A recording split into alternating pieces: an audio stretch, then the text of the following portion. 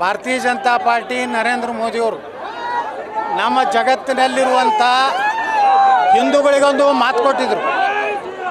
ಜಗತ್ತಿನಲ್ಲಿ ಯಾವುದೇ ದೇಶದಲ್ಲಿ ಹಿಂದೂಗಳಿಗೆ ಸುರಕ್ಷತೆ ಇಲ್ಲಾಂದರೆ ಅವರು ಭಾರತಕ್ಕೆ ಬರ್ತೀನಂದರೆ ಅವರಿಗೆ ಪೌರತ್ವ ಕೊಡಬೇಕನ್ನುವಂಥದ್ದು ಸಿ ಎದ ಒಂದು ವಿಚಾರ. ಅದನ್ನು ಇವತ್ತು ನಮ್ಮ ಪ್ರಧಾನಮಂತ್ರಿಗಳು ಇವತ್ತು ಜಾರಿ ಮಾಡಿದ್ದಾರೆ. ಅಂದರೆ ಜಗತ್ತಿನಲ್ಲಿ ಎಲ್ಲ ಹಿಂದೂಗಳಿಗೆ ಸುರಕ್ಷತೆ ಭಾರತ ಕೊಡ್ತದೆ ಅನ್ನೋಂಥ ವಿಶ್ವಾಸ. ಭಾರತೀಯ ಜನತಾ ಪಾರ್ಟಿ ನರೇಂದ್ರ ಮೋದಿಯವರು ನಮ್ಮ ಜಗತ್ತಿನಲ್ಲಿರುವಂಥ ಹಿಂದೂಗಳಿಗೊಂದು ಮಾತು ಕೊಟ್ಟಿದ್ದರು. ಜಗತ್ತಿನಲ್ಲಿ ಯಾವುದೇ ದೇಶದಲ್ಲಿ ಹಿಂದೂಗಳಿಗೆ ಸುರಕ್ಷತೆ ಇಲ್ಲಾಂದರೆ ಅವರು ಭಾರತಕ್ಕೆ ಬರ್ತೀನಂದರೆ ಅವರಿಗೆ ಪೌರತ್ವ ಕೊಡಬೇಕನ್ನುವಂಥದ್ದು ಸಿ ಎದ ಒಂದು ವಿಚಾರ.